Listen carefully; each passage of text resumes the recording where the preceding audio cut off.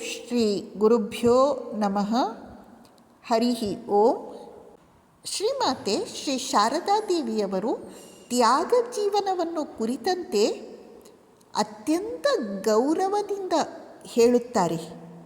ಮಗು ಶ್ರೀರಾಮಕೃಷ್ಣರು ಸಾಧು ಸಾವಧಾನ್, ಎಚ್ಚರ ಎಚ್ಚರ ಎಂದು ಹೇಳುತ್ತಿದ್ದರು.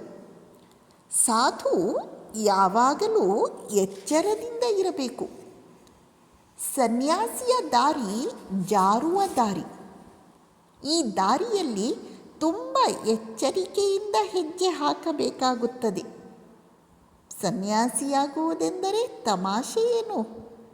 ಅವನು ಬೇಕಿದ್ದರೆ ಮದುವೆಯಾಗಿ ಗೃಹಸ್ಥ ಜೀವನವನ್ನು ನಡೆಸಬಹುದಾಗಿತ್ತು.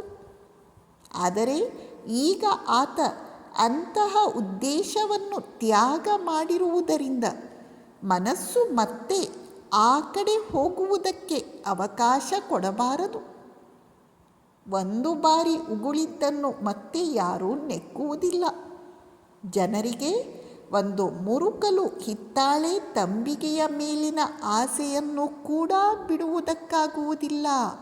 ಅಂಥದ್ದರಲ್ಲಿ ಎಲ್ಲವನ್ನೂ ತ್ಯಾಗ ಮಾಡುವುದು ಅಂದರೆ ಅದೇನು ಅಷ್ಟು ಸುಲಭ ಅಂತ ತಿಳಿದುಕೊಂಡೆಯಾ?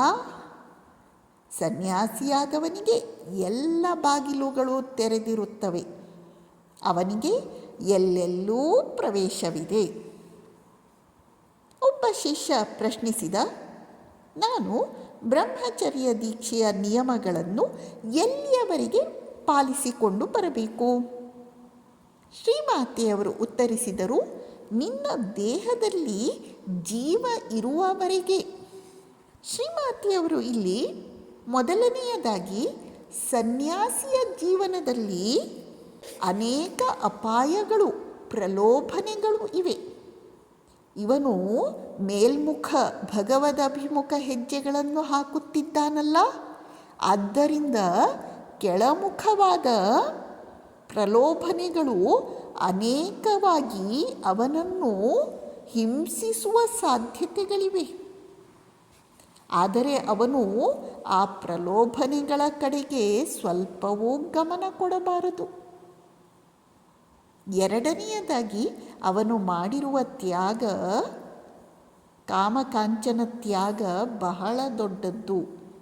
ಅದನ್ನು ಅವನು ತನ್ನ ಜೀವನದ ಕೊನೆಯ ಉಸಿರಿನವರೆಗೂ ಎತ್ತಿ ಹಿಡಿಯಬೇಕು.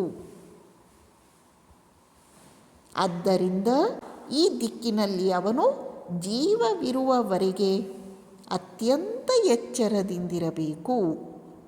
ನಮಸ್ಕಾರ.